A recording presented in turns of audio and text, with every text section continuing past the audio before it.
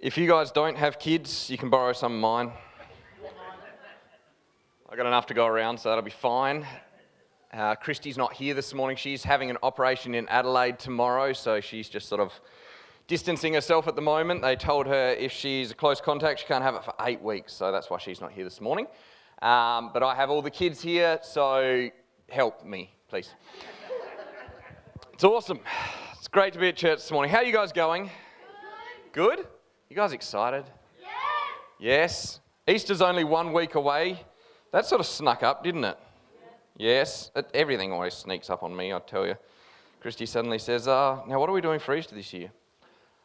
How many days away is that again? Yeah, okay, cool. Excellent. But I'm so excited to be here this morning, so excited to be sharing with you guys. It's going to be great. How awesome was worship this morning? Yeah? I found it so good. I love the just the raw worship. I love the guys worshiping this morning. It was great. If you weren't with us this morning, if you're just joining us online, welcome. Great to have you guys here. It is really cool to be in the building. So if you can ever be in the building, you should be in the building. It's awesome. Cool. Well, I am really excited to be sharing with you guys this morning. I love church. I love that I get to come and share. I love that we all get to be a part of it. And I hope that this morning and over the last few weeks you have been feeling refreshed and refired and renewed. It's a great word, isn't it? I loved it. It has a great meaning for all of us. If you're not sure what I'm talking about this morning, Pastor Tracy shared with us a few weeks ago about our vision for the year as a church. And she was sharing this word and it's just this simple word, but it has an awesome meaning and an awesome impact. She spoke 2 powerful words on it. They're online. If you missed either of her messages, you can go back and re-watch them again. Modern technology is cool, isn't it? But she spoke those 2 words, and they were really powerful, really, really awesome for all of us. But then we had Pastor Josh Greenwood share with us last week, and he spoke about revival, and that was incredible too. So the word was and the word simply means to do it again, afresh, and anew. Right, so you put that word in front of any other word and it means to do it again, or to do it afresh, or to do it anew. Like you start a race, and if someone false starts, you have to reset the race. You go back to the start, you do it again. You heat up your food, and when it gets cold, you have to reheat it because you have kids and things happen and they don't let you eat your food when it's hot. Right, so you go back and you do it again, afresh, anew. It's cool. You can read a passage in the Bible, or you can hear an awesome message like you might maybe hear this morning when you go home and watch Tracy's messages again. And you're re-inspired or re-fired. You are inspired again. You are fired up afresh again, anew. And revival last week, the word vive or viva, it comes from the word viva, which means long live. So like viva la king meant long live the king. So the word revive means to re-live again. So revive all is to bring back to life, or bring life back into all the parts of a person, body, soul, and spirit. So a revival is to be filled afresh, anew, again in your life and in your spirit. So something is like becoming new. Cool? Right, now we're all up to date. So, this morning I believe that God is ready to do something afresh in you. He's ready to do something new in all parts of your life. And, right from the beginning this morning, I want to speak over you that today, again, afresh and anew over you, right? Over your body, over your soul, over your life, over your faith, over your vision, that He is going to you this morning. A new life, lively and long for your spirit and your soul. Does that sound good to you? Sounds pretty good to me. God has a plan to re-Chris this year. I know a lot of you are thinking that it needs it, but He also has a plan to re-Joel this year. He also has a plan to re-Norma this year. He also has a plan to repeat this year. Repeat this year. No, not repeat. No, No, in fact, if we could maybe just delete some things out of the last few years, that would be really cool. Sorry, Pete, you can't have the vision this year. You're out. No, I mean, the last few years have just been crazy, haven't they? You know, COVID, war, politics, loss, crisis, division. All of these things have affected us and our lives in some way over the last few years, and they probably still do to some extent, if we're being honest. And we're all ready to get back to some sort of normal, to live again in all parts of our life. Now, I have to say that my favourite part about this word is that God has spoken it over each one of us this year. That it's a word for you. It's a word for me. It's not just a re-Chris, but it's a re-Chrissy. It's a re-Sophie. It's a re-Steve this year. He's spoken it over every single one of us. It's something that actually might be different for each person. But I believe that God this year is going to meet you wherever you are at, and that He's going to do something incredible in your life, in your season, using your faith in a measure for you. If you don't think God can redo things in your life because, I don't know, maybe you've only just become a Christian and He hasn't done. He hasn't done things yet, that's a better word, done things yet in your life for Him to be able to redo these things. That's okay. He doesn't need to necessarily be able to redo things in your life. He can be renewing your life or refreshing you again.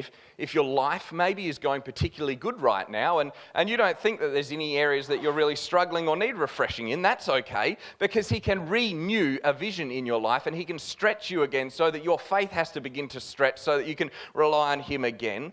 So the word is and it's a you. So this word is meant for you, no matter who you are, no matter where you are, no matter why you're here this morning, this word is for you. And this year is going to be a journey for all of us, a re-journey. Is that a word? Re-journey. It's going to be a re-journey for all of us. And the cool thing is that as we begin to see this happen, right, as each one of us go on our re-journey, that's going to inspire and encourage those around us, that we're going to begin to see things happen and God move, and we're going to begin to be lifted up by those around us and begin to come together as a family and really encourage each other in our journey. And it's going to begin to see, you know, as we have a re-Kevin, and then we have a re-Helen, and then we have a re-John. And that's going to begin to inspire and lift up other people. And that's going to begin to create more and more people. And as we begin to see that spreading throughout the church, we're going to begin to see a re-church. That's right, a re-church. It's a word, look it up in my dictionary. But a re-church, we're going to begin to see a fresh church and a newing of church. And a church again, the way that God intended and designed church to be. Because church is the people, right? It's not the building, it's the people. And so as the people grow, the church grows. When the people are Spirit-filled, the church is Spirit-filled. And when the people are renewed, so is the church. That sounds like a church that I want to be a part of. And a fresh, new church. A church the way that God intended it to be. And I bet you want to be a part of it too. And if you're not already a part of the church, you can be. I encourage you. Get involved in the church. Just start doing something. Start inviting your friends again. Start serving in some way. I know your friends said no before, but you know, I'm really believing that maybe they've drifted away, but there is a renewing coming to the church like we've never seen before. There's an refreshing in people's hearts going to start happening again. And it's going to take place as God moves in His people and amongst His church. And I want to be a part of that. And I'm believing that they will want to be a part of that too, as we see a re-church happening. Awesome. Let's re-church it. Trademark 2022, Chris Marshall. Cool. So a fresh church, that sounds awesome, doesn't it? Let's do that. Let's just go straight for the fresh church. That'd be great. I don't know what it looks like, but it's got to be fresh. It's going to be cool. That might serve me better than what this one does, actually, you know, to be honest. So maybe let's go straight for that. How do we go about getting that?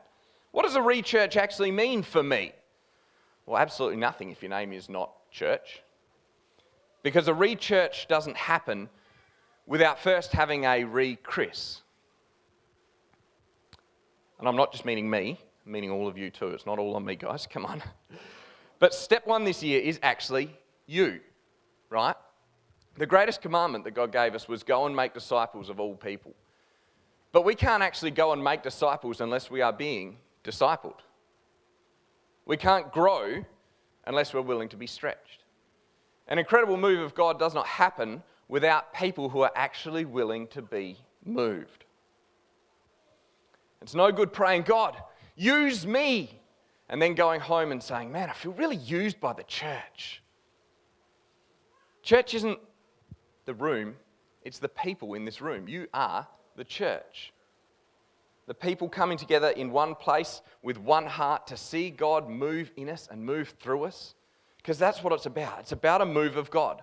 A move of God in my life that will bring about a re-Chris is step one. We love a move of God, don't we? At least some of us do. I'm over here with you guys that do. I love a move of God. And there's a reason why we love a move of God. Because when God moves, things happen, right? We're a happening people, aren't we? So, some of us. So I like it when things actually happen. We like it when God moves. And we like it especially, don't we? If we're being honest here, we like it when God moves suddenly, right? The suddenlies are the cool ones. They're my favourite stories in the Bible, the ones where, like, you know, Daniel in the lion's den, and suddenly an angel appears and he shuts the mouths of the lions, right? The suddenlies. We love the suddenly moves. If we're being honest, we love them more than the not so suddenly moves. We love them more than if it's taking time. And I mean, come on. I've read Romans 5, right? I know that suffering leads to perseverance, leads to character, leads to hope, blah, blah, blah, blah, blah. But I reckon I've had it all that enough because I really hope that God moves suddenly next time in my life, right? But we love the suddenlies because the suddenlies are like an instant fix, aren't they? They take us out of the situation. It's all fixed. That's it. Done. And that's why we like it so much. God, suddenly help me to be really good with money and to have a lot of money and to be rich and to be successful, even though I've never actually done a budget before in my life. God, suddenly give me the right answer in this situation. Give me wisdom. I need to know what to do next right here. Give it to me. Suddenly, come on. God, give me the answers. God, suddenly give me your word to speak on a Sunday morning. And if it's not too much trouble, 5 dot points, all starting with the same letter, would be really nice too, because it's quite catchy and that's what everyone does. Asking for a friend. It's great, isn't it?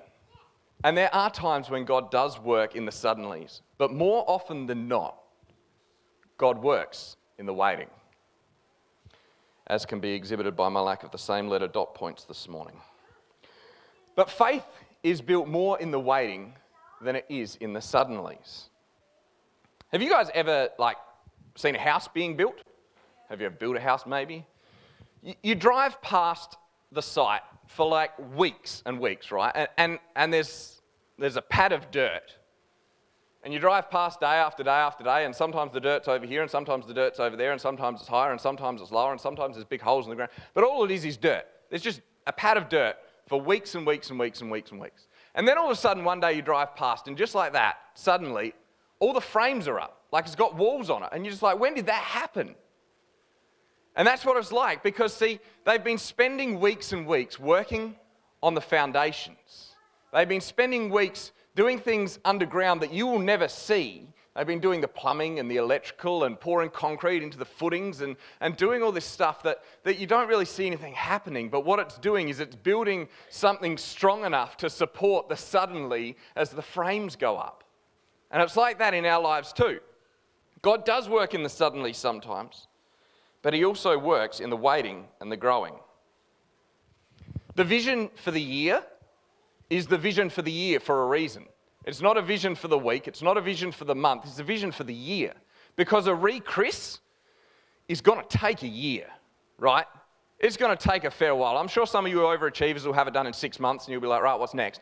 But for the most of us, it actually takes a while to actually allow God to move us slowly from where we're going to where He wants us to be. It takes a while for Him to deal with the stuff that we've got going on in our life. It takes a while for Him to be able to refresh us and renew us and restore us to what He wants us to be. It takes a while. I wish it didn't. I really wish it would be the suddenlies. They're great, but no matter what the pace is, we know that when God moves, things happen. When God moves, we're brought to life again. The thing that I just love about it, and the thing that actually blows my mind completely about when God moves, is that God can show up and move right now in this room, and He can move amongst His people, and He can move in a completely different way for every single person in this room according to their need. Over here, someone could be suddenly receiving healing in Jesus' name. And over here, somebody could be getting wisdom for a situation that they need. And in the middle here, somebody could be getting a renewed vision or a word for their life for their next season. And someone over here can be being refreshed. And someone over here can be being restored and having stuff washed away. And God actually starts moving amongst His people in an entirely different way for every single person. Now, humanly thinking, that's not really possible. I'm preaching one message this morning, and if you don't get something out of it, there's something wrong with you. No, if you don't get something out of it, then it's possibly because I'm preaching one word to every single person here. But God's not like that. God shows up and He moves in an incredible way, and He is able to individually move in each of your lives. So if what I'm saying this morning doesn't matter to you, that's cool, because it's not about me, it's about God and what He's going to do in your life. Cool. So He's doing a rethink in each of our lives. And that He's doing that because God is not limited by how we think, by how we comprehend. He's doing that because He is God, right? He is my God. He is your neighbor's God. And He is your God too. And He can move for each of us in our own way. I don't know about you, but I'm really ready for a move of God. I feel like the last few years, for all of their suck, they've actually been really creating a desire for the things of God amongst His people. I'm just sensing at the moment that there are people who are eager for it. There are people who are desperate to see God do it again, to see Him move.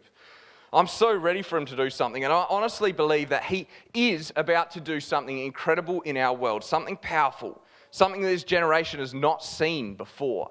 And that a power and move of God is going to break out like we've only read about or heard about before. It's like the last few years have actually been a catalyst for what is to come next. They've created this desire and this expectation and this hunger and this yearning that has grown, and it's begun to grow in the church and it's begun to spread. And there's actually people who don't know anything about church who are just desiring something more, something new, something fresh from everything that's been going on in the last few years. For me, I'm no longer satisfied just reading about revival. Just hearing about how God used to do things, studying the moves of God or listening to stories about it. Our world is ready for the next move of God, and God is ready to move. If we look back at all of the great revivals that we know of, or the spiritual awakenings, the exponential growth of churches, any significant move of God, they're all preceded by a time of darkness, or a time of crisis or chaos, a time of uncertainty in the world. I think it's fair to say that we've seen that. These terrible times send out shockwaves that hit the hearts of God's people, and eventually hearts are moved enough to step out and do something about it. Because God moves, and when He does, He often moves through people. I mean, let's be honest. If God wanted to, He could step in right now, snap His fingers, and everything would be good, right? Ukraine and Russia would stop fighting, and, you know, if He has the power to be able to do all of that stuff. And yet He doesn't. he actually keeps back and he lets things happen because he wants his people to step up. He wants more people to come and know him and know of his love and know of the hope that the church should be, to see the light that the church is in the darkness of our times. A move of God goes hand in hand with crisis. Just like thunder is a direct result of lightning. They happen together. My eldest son, Oliver, he loves all things science. He loves to figure out how things work and to know things about it. And we're talking about thunder and lightning this week. And we were looking up how they actually, we think there's like lightning in a storm and then there's like thunder, right? But these two things are actually one thing.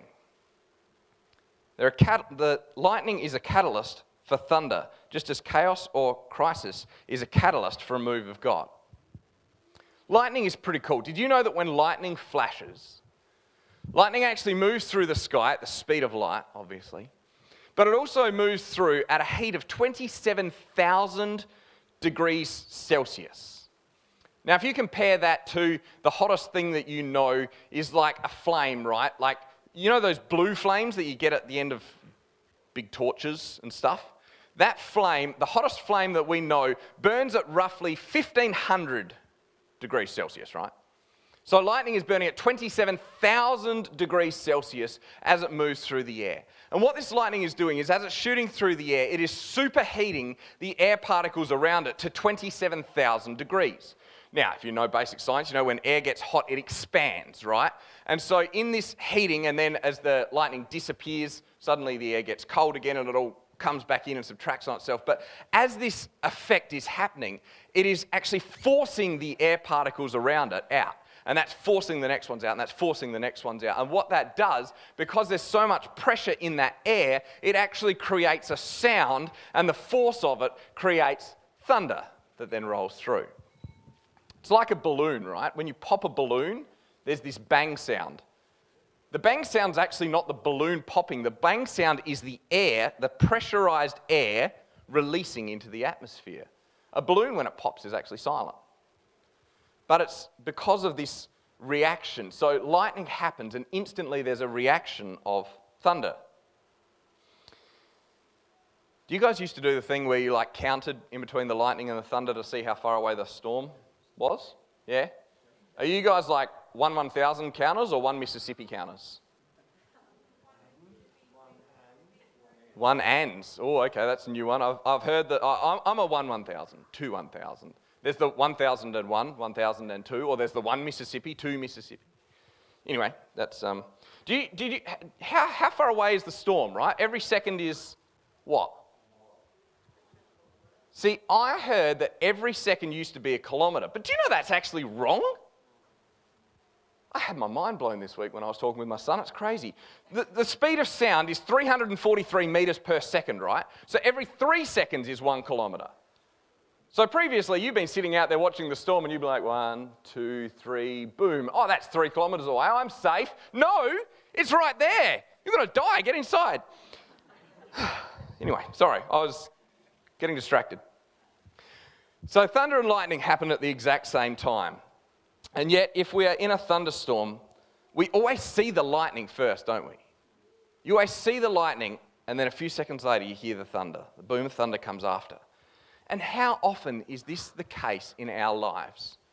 How often do we see and we react to situations before we wait to hear the voice of God in those situations? Habakkuk sums this up perfectly this morning. Habakkuk's a small book in the Bible. It's only 3 chapters long, and we're now going to read all of it. No, not really. But it is a cool book if you do want to read it later. It's like right towards the end of the Old Testament. You can actually find this book of Habakkuk. Now, Habakkuk, we know nothing else about him. There is no definition about why Habakkuk is here, who he is, what he is, except that we know that he is a prophet of God. That's literally all it says. But Habakkuk writes a book, and he writes these words to start his book, right? Chapter 1, this is how he starts. How long, O Lord, must I call for help, but you do not listen? Violence is everywhere, I cry, but you do not come to save. Must I forever see these evil deeds? Why must I watch all this misery wherever I look? I see destruction and violence. I'm surrounded by people who love to argue and fight. The law has become paralyzed, and there is no justice in the courts. The wicked far outnumber the righteous, so that justice has become perverted.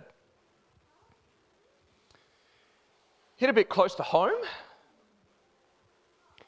Habakkuk was living in this time where the Jews were turning away from God in record numbers.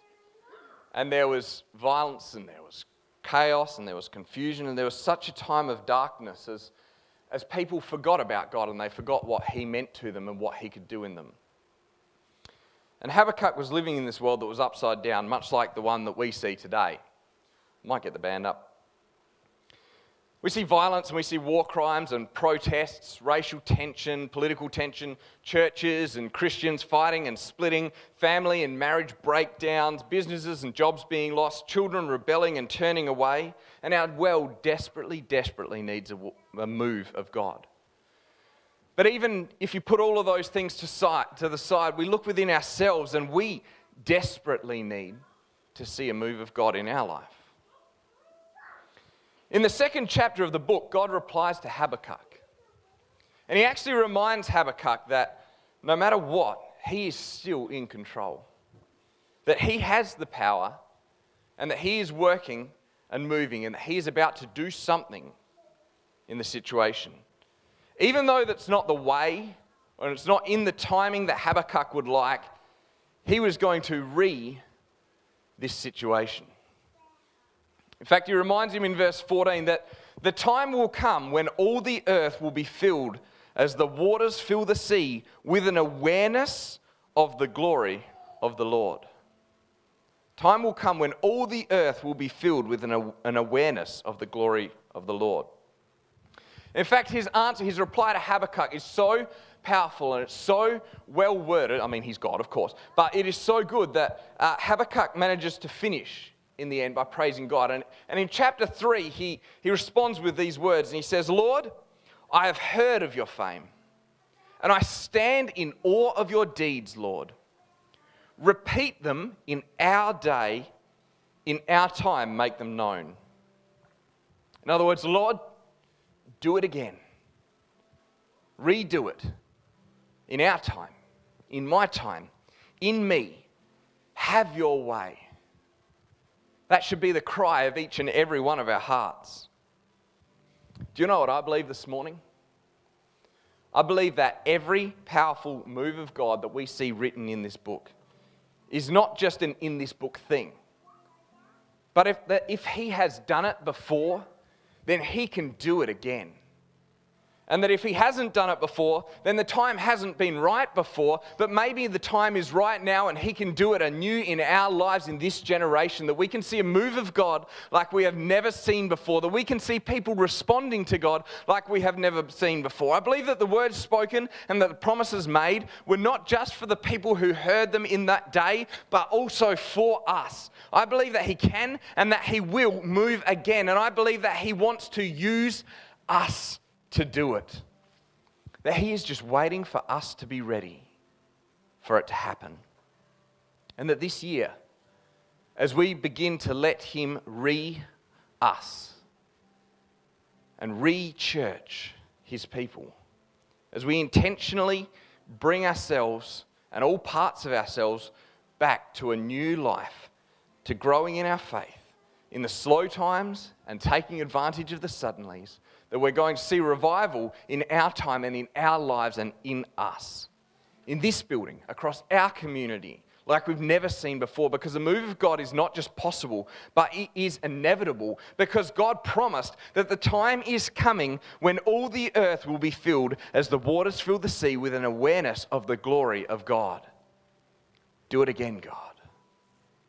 Do it again in us. You know, I want to finish this morning by reading to you a story. And it says, in 1940, Professor J. Edwin Orr of Wheaton University led a group of theology students to England, where they visited sites of great revivals. One of their stops was the Epworth Rectory. The rectory now serves as a Methodist museum, but it was formerly the home of John Wesley. the famous reformer who led a wave of spiritual renewal in the 1700s and founded the Methodist movement. As a man of prayer, Wesley interceded for revival to sweep through England and spread to America. On the tour, Dr. Orr pointed out 2 worn spots on the carpet next to Wesley's bed, where the famous man knelt for hours every single day in prayer, crying out for revival. And as history tells us, that's exactly what happened. Heaven broke in and revival broke out. As the tour concluded and the students were being loaded back onto the bus, Orr was counting and he noticed that there was one student missing. He returned to the house and he located the lost student in John Wesley's bedroom, kneeling on the worn indents on the carpet, where Wesley had fervently prayed for revival. The student was repeatedly pleading, "Do it again, Lord. Do it again. Do it again, Lord, and use me." Placing his hand on the young man's shoulder, Orr said, "Son, it's time to leave. Everyone's on the bus." The student rose and joined the rest of the class. 7 years later, that same young man stepped out and began to minister. And to this day, that young man, Billy Graham, is one of the most influential evangelists, preachers, and teachers this world has ever seen. Because he asked God, "Do it again and use me." It took 7 years from the moment he prayed that prayer until he first stepped out. 7 years of God teaching him, refreshing him, renewing him, restoring him, remaking him. He was willing to let God Billy Graham. Are you ready to let God work in you again, afresh, anew this morning? You know, this morning as we sing one last song, why don't you just let God? Let him bring life back into every area of your body and your spirit. Let him begin to show you what he wants to do in you this year. Take a breath. Let him restore you. Hand everything over to him and let him reset you. Ready to refire something inside of you. You know, there's someone or there's something out there that needs a new you. The crazy has already happened. This world's already in turmoil. There's stuff going on all around the place, maybe in your life, maybe in your sphere of influence. But you know, God's not worried. God's not behind. God is watching on, and he is counting. 1 1,000, 2 1,000, 3 1,000. Here comes the move of God in your life. Let's pray. Father, I just thank you that you are here right now, God. And that, Father, you are ready to redo in us what you want to do right now, God. And Father, I pray this morning as we take that first step in you, God. Father, as we just let you start working, God, as we just come and give everything of ourselves to you, that, Father, right in this moment, that you will begin to bring that fresh, long life back to us, God. That, Father, you will begin to restore, you will begin to renew, you will begin to refresh us right now in this moment, God. And that, Father, we know it's not an instant thing. We know it's not just all going to happen at once. But, God, we are believing that you are going to start something in us today that is going to continue. And is going to move through us, God. And is going to grow and it is going to gain momentum, God. And that, Father, you are doing it again and again and again in our lives. You are building a foundation for what is to come next. And, God, we just thank you that you are ready to move in this world. We just thank you that you are ready to move in our lives, that you are ready to do something new in this place, God. And, Father, we want to be a part of it. Use us, God. Use each one of us to do what you want, God. Father, I pray that it's not just about one person, that God, but it's about all of us, Father. All of us growing together, all of us learning together, all of us restoring together and being refreshed in you together, God, and all of us stepping out together as well, Father, that you are, uniting us, God, as one, God, and restoring us, God. And we just thank you. In Jesus' name, amen. Amen. As the band sings, I just encourage you, just spend a minute with God and just see what he wants to do in your life.